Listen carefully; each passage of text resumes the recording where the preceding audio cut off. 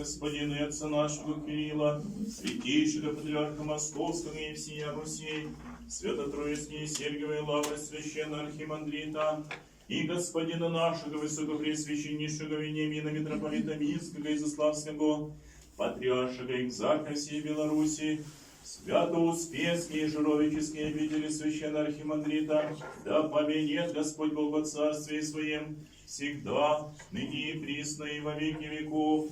Преосвященные митрополиты, архиепископы и епископы, весь священнический и монашеский чин и притчи церковные, братья и сестер прихожих, святого храма сего, строителей, благоухоросителей и жертвователей, всех вас и всех православных христиан, да поменет Господь Бог во Царстве Своем, всегда, ныне и присно и во веки веков. Благообразно все известные причистое тело, дай Боже,